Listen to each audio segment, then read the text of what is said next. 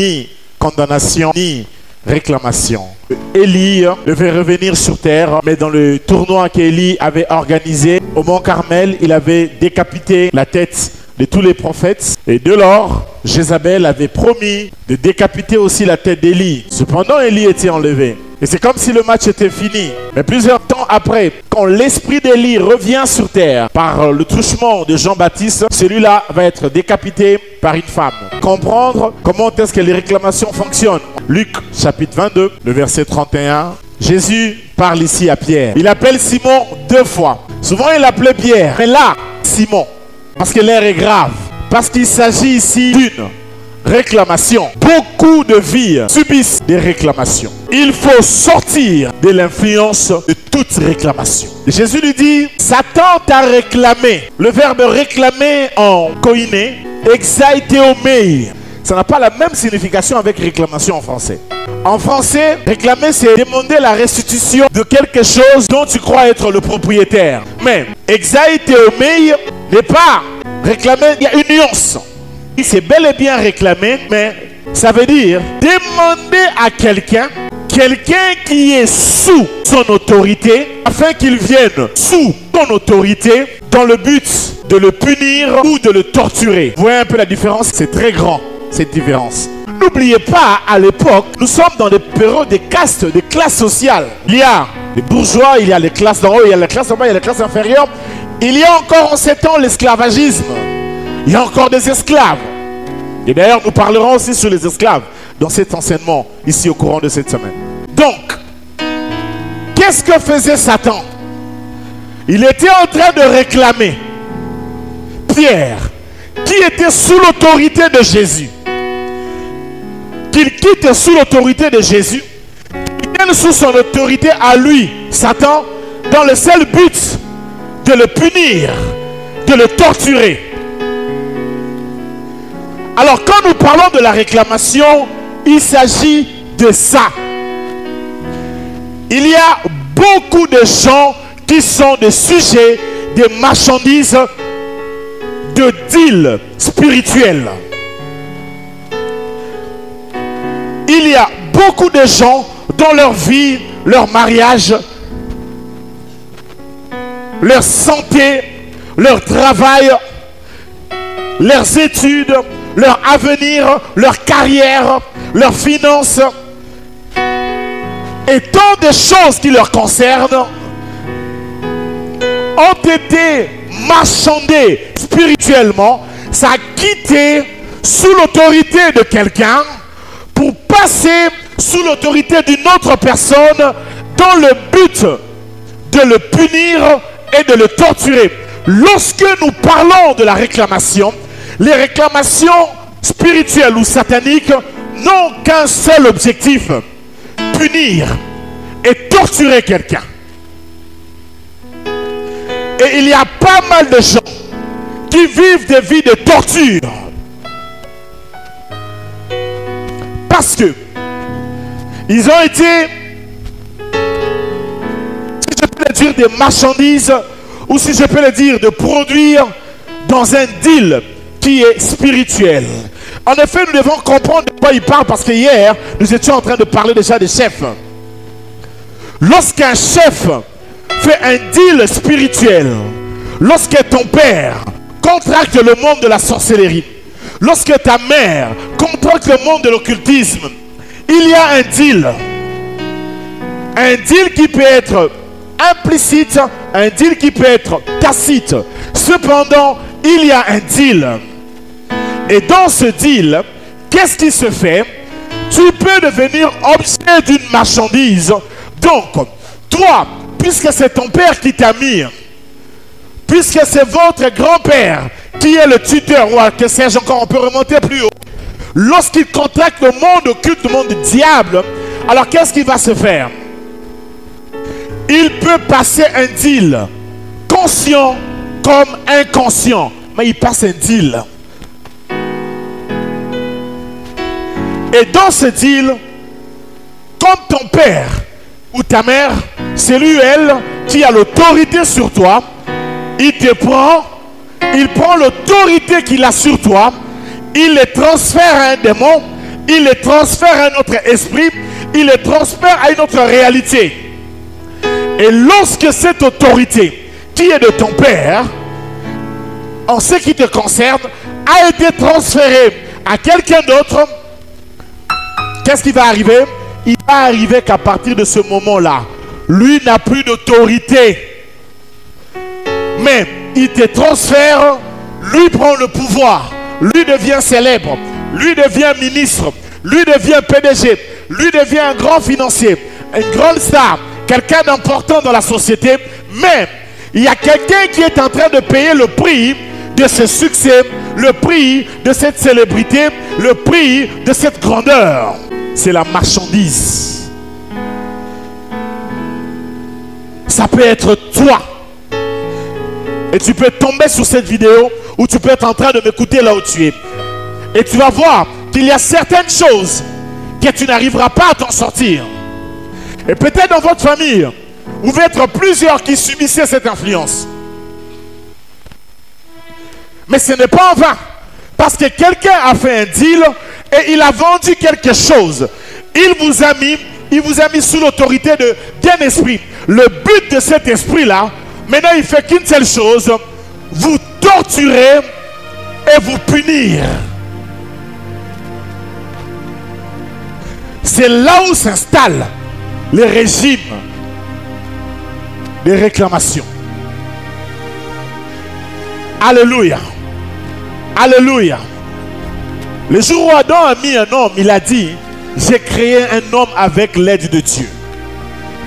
Donc, en règle générale, en principe et en règle générale, une chose est réelle, une chose est sérieuse et une chose est vraie, il ne faut pas oublier, c'est quoi?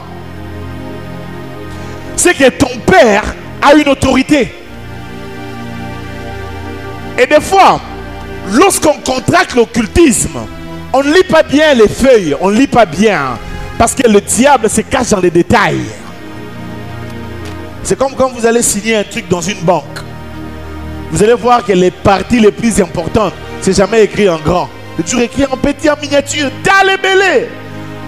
Pour t'ennuyer, pour ne pas avoir le temps de lire ça. Ou quand tu pars prendre une assurance, tu n'auras pas le temps, tu vas leur faire confiance.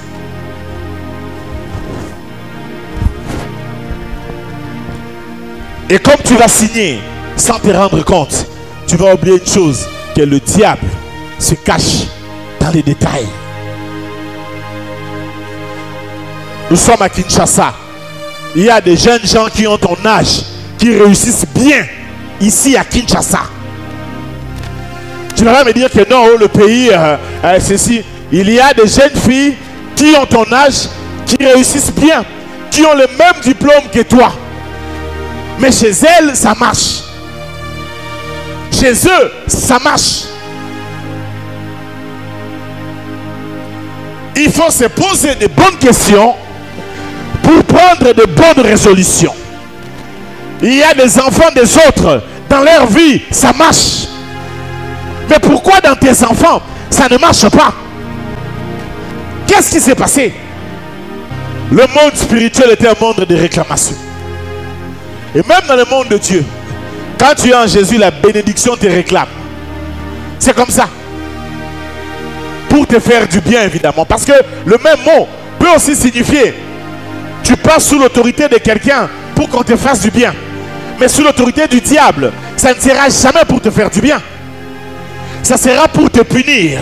Ça sera pour te torturer. Il y a des gens, quand tu regardes ta vie, c'est comme une torture. C'est dur. C'est lourd à porter. Il y a des choses pour que tu puisses avoir. Tu dois faire ça. Alors qu'il y a d'autres gens qui bougent seulement, ils poussent seulement comme ça, ça s'ouvre. Et tu te poses la question, mais il y a un au fond, il y a un désert. Faites attention. Ça peut être un esprit qui est là. Et si tu es vraiment un enfant de Dieu, tu n'es pas possédé. Mais cet esprit-là, c'est une forme d'oppression. Il est hors de toi. Mais il joue son rôle. Il t'attaque. Il te réclame.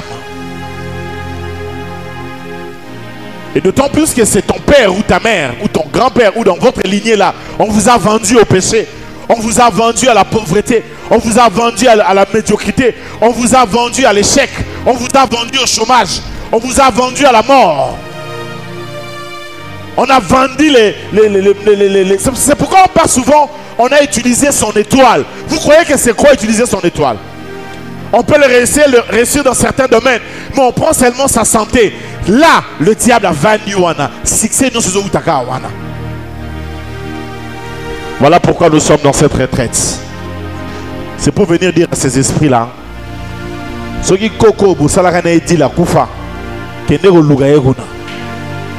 es d'accord avec moi? Est-ce que tu es d'accord avec moi? Tu n'as pas signé un contrat avec moi. Donc va chercher la personne avec qui tu as signé un contrat. Si c'est mon père, va le chercher. Mais ngai, tu peux lever ta main et dire avec moi au nom de Jésus. Toi, cet esprit méchant, je n'ai pas signé un contrat. Je ne t'appartiens pas. Je n'appartiens même pas à mon père. J'appartiens à Jésus. S'il y a un contrat, va chercher la personne qui a signé le contrat. Ma vie est sous le sang de Jésus. Voilà pourquoi je te menace. Au nom de... Ba démon musu ba bengana rabango ozo lobelai. O gangelete. Ozo expliquer que démon n'engeni azalaka démon. Tu peux te marier à un occultiste, à une fille qui est dans la sorcellerie, et tu entres directement sous influence d'une réclamation. Tu peux aller épouser un homme qu'on n'épouse pas. Il y a des filles qu'on n'épouse pas dans la vie. Baba la bangoudi. Babalisa bango, bakotisa bango na ba pacte. Il y a des garçons qu'on n'épouse pas.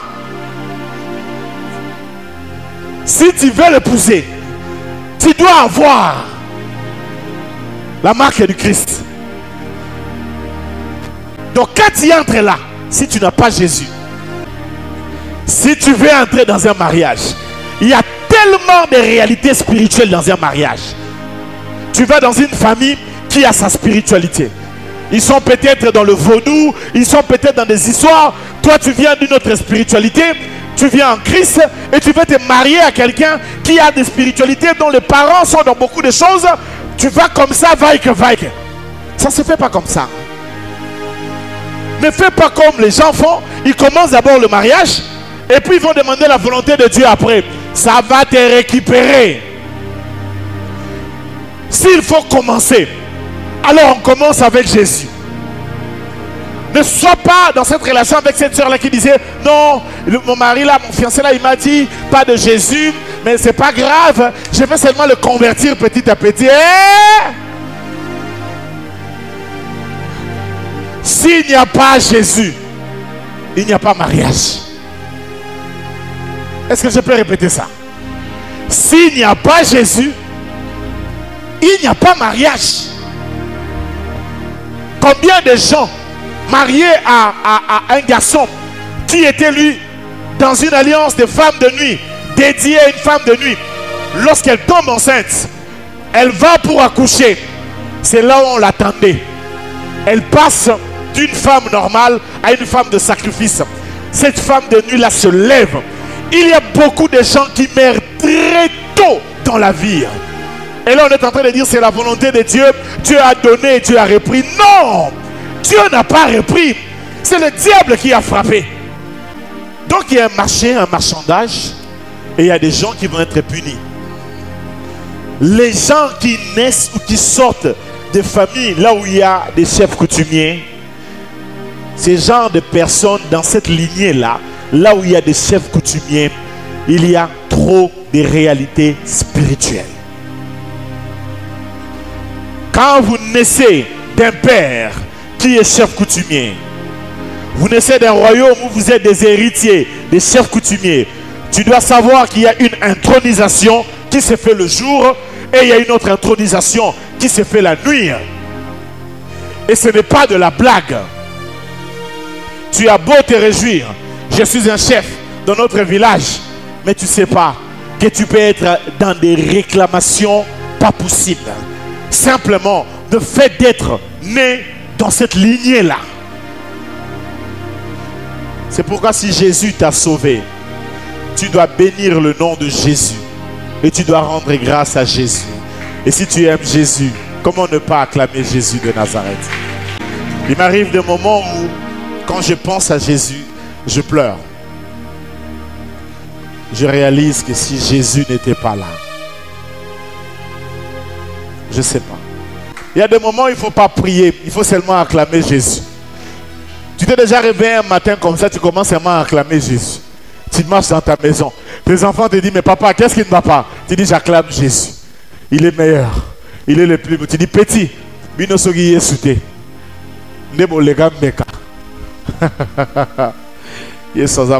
on peut avancer. Imaginez un peu une intronisation des chefs coutumiers. On lui donne quoi? On donne un accoutrement. En raffia, par exemple. Vous voyez un peu? Il est en raffia. On lui donne une queue. Pourquoi il a une queue? Vous avez déjà posé la question, pourquoi un chef coutumier a une queue? Vous connaissez qu'il a une queue, n'est-ce pas? On lui donne des bracelets, n'est-ce pas? Il met des bracelets en main, des fils qu'il met en main, et il y a des fils qu'il va mettre au niveau de ses pieds. Pourquoi il met ça? Un collier. Il a un collier. Alléluia. Il a une sorte de toque, un truc de chapeau là. C'est symbolisme. C'est spirituel. On n'est pas dans un truc qui est normal. Toi, de la famille des chefs coutumiers, niveau il y a une réclamation où il y a des chefs coutumiers. Vous pouvez imaginer un outil. Il y a des chefs coutumiers comme ça, on doit l'enterrer avec 2 personnes vivantes. Les gens qui vivent, on l'enterre. Je sais de quoi je parle. On m'a raconté l'histoire d'un gars qui était d'une lignée de chef coutumier ou soit chef coutumier lui-même. Lorsqu'il meurt, on ne peut pas le mettre sur le lit. On le fait asseoir. On est allé l'enterrer assis face à la Rwanda. Tu peux le prendre comme à la légère. Mais osez l'enterrer, Yarolala. Vous allez voir comment les gens vont mourir dans la famille. Ça va prendre des années. Donc les esprits là viendront réclamer qu'on n'a pas respecté l'équipe au coco. Alors je vais vous rassurer une chose. Chaque famille a un sacerdoce. Chaque famille a une spiritualité. Même s'ils disent on ne croit pas en Dieu, nous sommes des athées. Alors, il y a l'autel de l'athéisme dans cette maison. Et l'athéisme, c'est toute une religion. Une religion qui prêche la non-existence de Dieu. C'est une foi. Les gens croient en ça. Peut-être que les gens peuvent être agnostiques. Mais que de dire que quelqu'un est un athée, c'est déjà une foi, c'est déjà une religion en quelque chose. On croit déjà en quelque chose lorsqu'on dit qu'on est athée. Voilà pourquoi il n'existe pas des athées dans ce monde. Il n'y en a pas. Parce que athée, c'est lui qui croit en quelque chose. Il croit à la non-existence d'un Dieu. Et après tu vas le voir, le gars qui dit qu'il est athée, il ne croit pas en Dieu. Mais il croit à des forces mystiques qui puissent exister. Donc pour lui, les ténèbres existent. Mais Dieu qui est lumière n'existe pas. Qu'il les veuille ou pas, Jésus a vaincu la mort. C'est pas grave. Si tu ne crois pas, quand il va mourir, de l'autre côté là, c'est là où tu comprendras qu'il fallait peut-être croire. Puisque tu croyais quand même en quelque chose. Franchement, excusez-moi de le dire, mais même le plus stupide des hommes ne peut pas s'imaginer qu'un monde si intelligent peut exister sans un créateur, alors qu'on porte une montre que quelqu'un avait créée. Il faut avoir beaucoup de foi pour être un athée. Donc, dans ce genre de sacerdoce, la spiritualité est installée par un chef. Ça peut être un chef dictateur. Votre père peut être un grand dictateur. Souvent, quand quelqu'un contracte le monde occulte, il devient d'un cœur sans âme, sans émotion. Quelqu'un qui a bu du sang, qui a fait des sacrifices, qui a tué. Et surtout quand c'est quelqu'un qui l'a fait avec conscience. Il n'a plus d'âme. Il y a des hommes comme ça insensibles. Il y a des maris insensibles. Il y a des femmes insensibles. Même quand tu es en souffrance, elle te regarde comme ça. Elle est insensible à ta souffrance. Tu peux être une personne bien. Tu n'as peut-être pas, toi, touché à l'occultisme. Mais tu es insensible aux souffrances des gens. Tu peux l'avoir hérité. Tu peux lui dire, ah, mon père aussi était comme ça. Non, c'est un esprit de réclamation. Lorsque vous risquerez de rencontrer des hommes qui ont fait grandir leurs enfants dans une domination de l'âme, leurs enfants ne parlent pas. Et il épouse sa femme ne peut pas parler. En fait, c'est un gars qui vit avec ses enfants, mais il monologue. Donc dans sa tête, ces enfants-là sont des statuettes. Sa femme est une statuette. Et il y a cependant une relation de domination de l'âme. L'enfant qui a des émotions, qui a aussi sa pensée, ne peut pas s'exprimer. Et surtout, la femme ne peut ni parler, ni s'asseoir là où lui se trouve. Et vous allez voir à long terme comment vont se comporter les garçons de ces messieurs et les filles de ces messieurs. Quand tu épouses une fille qui a grandi dans une maison où son père a dominé son âme, tu vas voir dans la relation qu'elle va établir avec toi, elle aura cette tendance de te dominer. Parce qu'il y a une réclamation qui est en train de vouloir tirer les ficelles. Et moi je connais comme ça des filles en relation avec un homme, un garçon que je connais, un gars bien, d'esprit ouvert. Mais ce gars-là ne peut pas parler devant cette fille. Et un jour j'étais en face de ce garçon. Je dis, mais oh là là!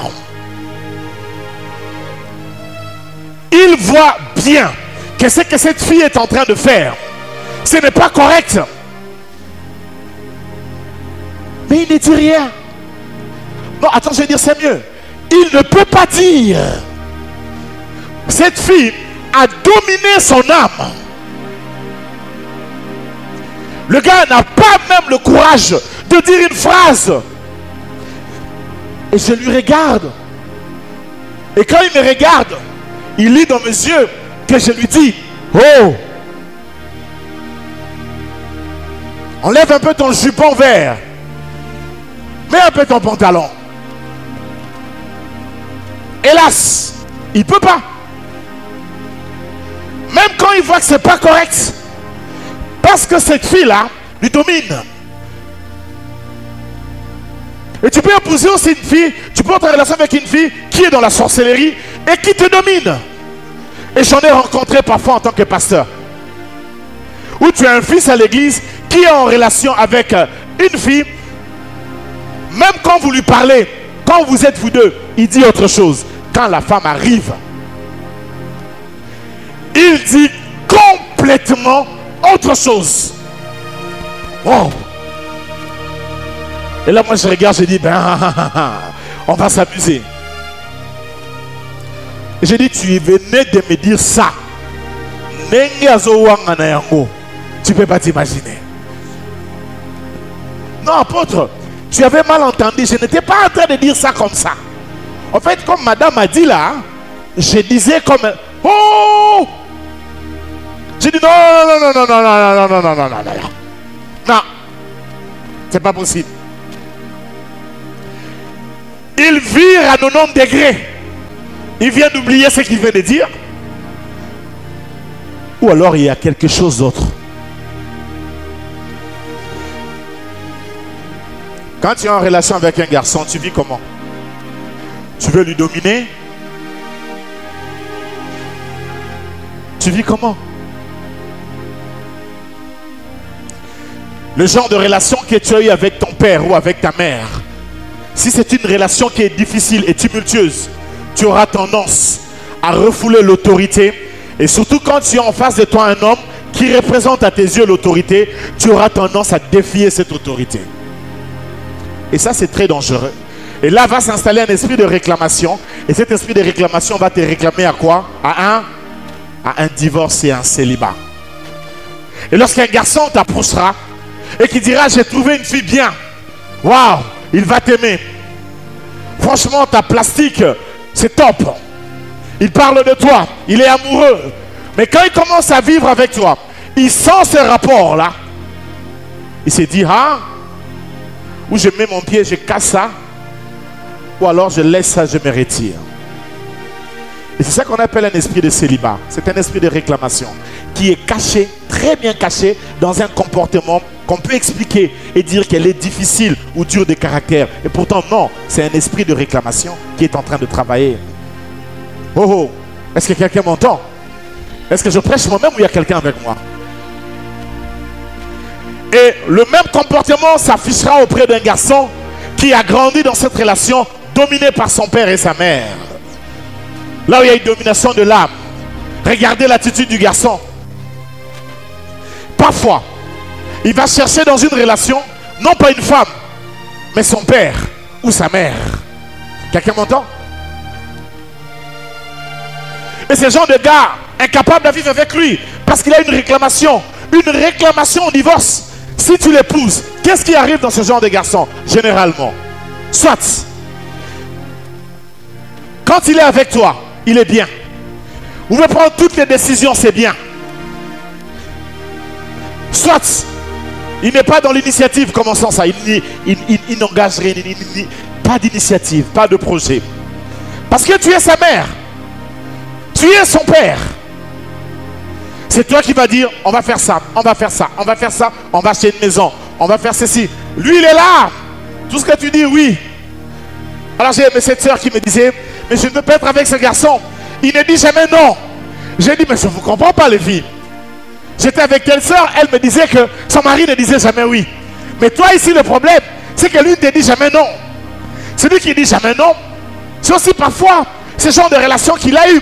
Bien aimé, le genre de relations qui se sont installées avec nos parents jouent une grande influence sur toute manière dont les réclamations peuvent se cacher d'une manière insidieuse ou intelligente, subtile, dans les rapports que nous aurons à autrui et particulièrement au conjoint ou à la conjointe. Dans la vie, un homme qui ne te laisse jamais parler est un homme très dangereux. Tu ne peux pas parler. Tu épouses un monsieur que tu ne peux pas mettre à un mot. Tu n'as pas d'avis, tu es bête, tu n'es pas intelligente. Nous les hommes, on est là, toi la femme va à la cuisine. Tu n'as pas à dire de mots ici. Qui t'a dit ça? Qui t'a dit que c'est comme ça?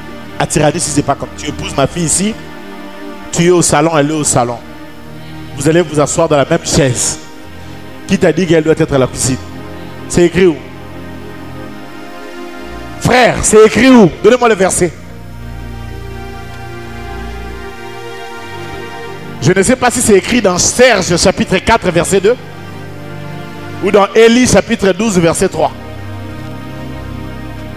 Encore ça doit exercer ce verset là en tout cas. Ce n'est ni biblique ni vrai. À moins que dans Jonathan 2.4 ça puisse exister. Ou dans Azer chapitre 15 verset 18. Ça n'existe pas. Alléluia. L'homme est supérieur, certes, mais du point de vue hiérarchique. Et l'autre existe, et doit s'y parler. Pas de domination de l'âme. Sinon, ça crée un esprit de réclamation à long terme. Et les enfants grandissent dans cette influence. Un esprit de réclamation s'installe et commence à les réclamer. Voilà pourquoi il y a certaines personnes, même quand ils se marient, le garçon va rentrer. En zonga. Il y a certaines filles, même quand elles se marient, 10 ans après, elle va rentrer à la maison. Parce qu'il y a une réclamation qui lui réclame. Ça lui réclame. Les réclamations peuvent prendre plusieurs formes. Parce que c'est un esprit qui est jeté. Parce qu'il y a une différence entre les esprits de réclamation et les liens de réclamation. On en parlera. C'est une semaine très riche. Ne manquez pas même un seul jour. Alléluia. Quelqu'un m'entend? Quelqu'un donne un amen? Quelqu'un acclame un peu pour la gloire de Dieu?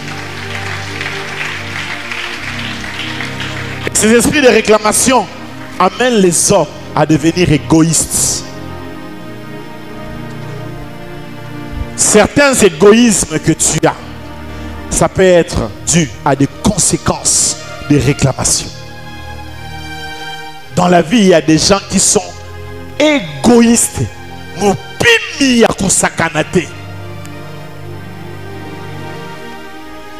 Il ne sait pas partager. Ce genre de personnes qui ne supportent pas que l'autre aille. Ce genre d'amis, quand tu as quelque chose, lui veut aussi avoir ça. Tu achètes un sac. Oh, sac non, bien. Hein? Elle aussi avait acheté le même sac. Tu achètes quelque chose. Quelqu'un qui a toujours les yeux sur tes histoires. C'est très dangereux. Je chasse cet esprit dans cette église. Ayez vos yeux sur vos histoires à vous-même. Prêche avec moi, dis à ton frère. Regarde ce qui est à toi. Toi, tu viens à l'église en train de regarder la chemise de l'autre, les cheveux de l'autre. On a beaucoup de problèmes avec des gens qui sont là à regarder. Tel a fait ceci, tel a acheté ceci, tel est fiancé à tel a pris telle relation. Si kabatu yo qui penano oyo ya yo. Occupe-toi un peu de toi et occupe-toi de l'œuvre de Dieu. Enlève tes yeux dans les chemises de l'autre, dans les vestes de l'autre, et surtout apprends à être altruiste. Supporte aussi la bénédiction de l'autre.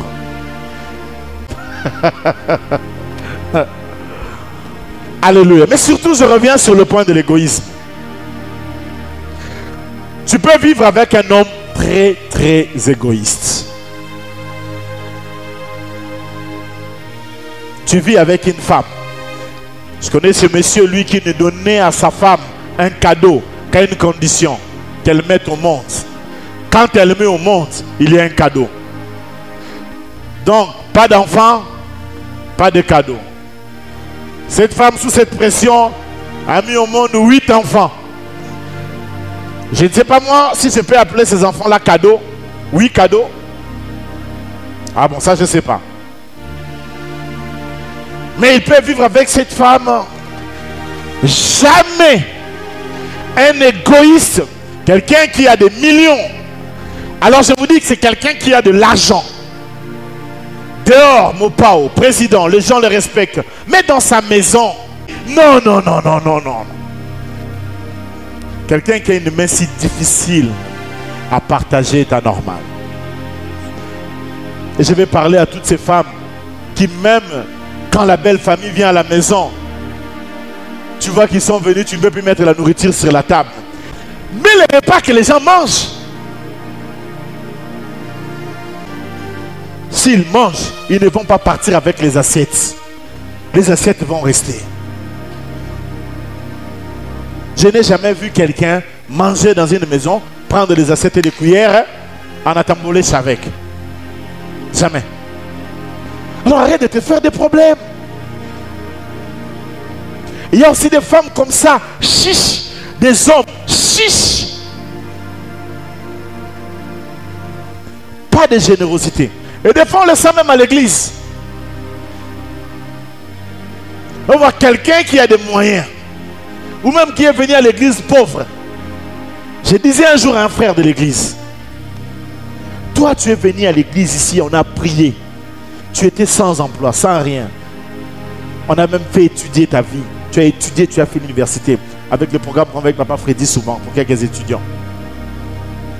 Aujourd'hui tu gagnes bien ta vie. Le gars a touché beaucoup d'argent. Il arrivait parfois même à 100 000 $. J'ai dit, contribue dans l'église pour qu'on aide aussi les autres personnes. Rien.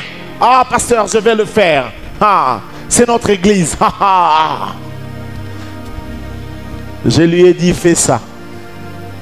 Fais ça pour l'œuvre de Dieu. Il ne voulait pas. Jusqu'à ce qu'un bon matin, on lui a chassé du travail. Et là, il est revenu vers moi. Est-ce qu'on peut encore un peu prier? Évidemment, on va prier. Mais à quoi sert de prier que Dieu bénisse une telle personne puisqu'il se prend 4 à 5 femmes? Autant mieux qu'il se répande alors sincèrement. Du moins son âme soit sauvée. Parce qu'il n'est pas bien avec l'argent. Quand l'argent est là, ce n'est pas un bon enfant de Dieu.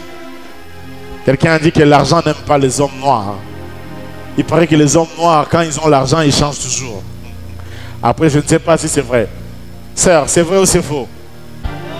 Donc les hommes sont même corrects, même quand ils sont millionnaires, ils restent fidèles à leur femme. Ils ne changent pas. Ils sont intègres. Aidez-moi, acclamons un peu pour la gloire de Dieu. Il y a des choses. Je reviendrai sur ça. Je reviendrai sur ça. C'est comme ça que tu vois des gens qui sont très égoïstes. Et ce sont parfois des esprits de réclamation qui les empêchent d'être généreux. Parce que des fois, quand on est généreux, on bénit les autres et ça amène la bénédiction. Donner, c'est un pouvoir. Donner, c'est recevoir. Apprends à aider les gens dans la vie si tu peux le faire. Est-ce que je peux avancer? Là où il y a des esprits de réclamation qui s'installent. Je vais parler demain sur la sorcellerie consciente et la sorcellerie inconsciente. Alléluia. Et hier, je vous ai parlé sur la lourdeur d'aller chercher du travail. Les gens deviennent lourds à aller chercher du travail. Ils n'y vont pas. Ils ne cherchent pas le travail. J'en ai parlé hier, je ne reviendrai pas sur ça aujourd'hui. Ils sont parfois débrouillards. Ils ont les diplômes, mais va chercher du travail. C'est une réclamation qui veut te maintenir dans le chômage. Et là, tu dis non, Dieu sait, Dieu agira. Frère, prends courage, frappe la porte. Dieu agira ne veut pas dire que tu dois croiser tes bras en disant que Dieu agira. Ma soeur va chercher du travail. Les hommes ne veulent pas aujourd'hui épouser des femmes qui restent à la maison en train de préparer du pondou. C'est vieux, c'est démodé cette vision. J'interdis mes filles ici de penser que tu vas te marier à un milliardaire. Je veux que tu penses que toi et ton mari, vous allez bâtir des milliards ensemble. Changez la manière de voir. Alléluia. Donnez-moi un amen si vous êtes avec moi. Un esprit de réclamation t'interdira. Et il y a des gens qui ont honte de certains travails. Oh non, ce travail ici, je ne peux pas le faire. Mais tu n'as pas d'argent. Tu n'as même pas 1000 francs pour mettre le crédit. On te donne un travail qui peut te donner 150 $. Mais réfléchissons. Au lieu de rester à la maison, ne faisons rien parce que la maison ennuie. C'est quand tu es à la maison que tu ne fais rien, tu passes ton temps sur Facebook. La vie est en train de passer. Si tu n'as pas de travail, va même apprendre un peu d'anglais, apprends un peu d'informatique. Fais quelque chose de ta vie. Ne restez pas bras croisés disant qu'il n'y a pas du travail dans ces pays. Moi, je ne comprends pas. Fatipe manda kotakiwana, tozo zelaka makamonga lobaki. Un peu de courage. Une puissance de réclamation qui veut quelqu'un dans la pauvreté lui empêche. Alléluia. Ça te rend lourd. Tu croises tes bras. Tu crois que ça va tomber du ciel. Dieu veut que tu travailles. L'apôtre Paul dit, c'est lui qui ne travaille pas. Fait quoi? Ne mange pas. Oh non, moi je ne vais pas travailler. Moi je ne vais pas aller à... moi je vais rester à la permanence. Je vais prier jusqu'à ce que Dieu lui-même descendra. Tu prieras. Tu auras beaucoup de visions. Mais tu n'auras pas l'argent.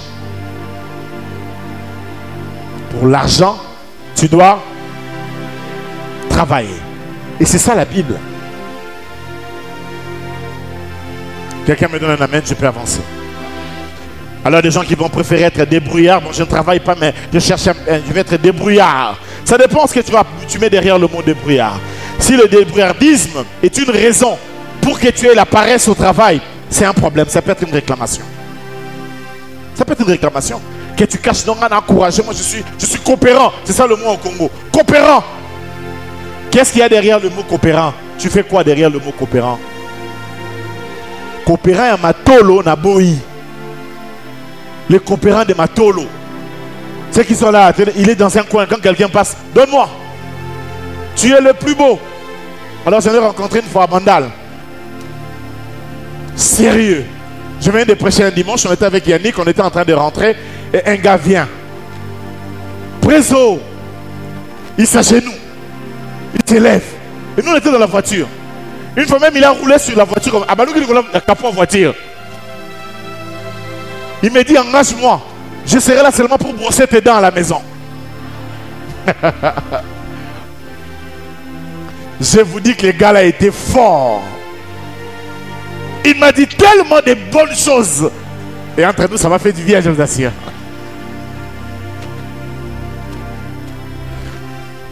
Mais, comme dans mes principes, je ne peux pas lui donner l'argent. Parce que lui donner l'argent, c'est l'encourager à rester là. J'ai refusé de donner l'argent. Mais c'était ce qu'il a à entendre. Je lui ai dit, mais oh Yosamaka, mais les choses qu'il m'a dit. Si je vous l'ai dit, si un homme te drague comme ça, je ne sais pas comment tu peux lui résister.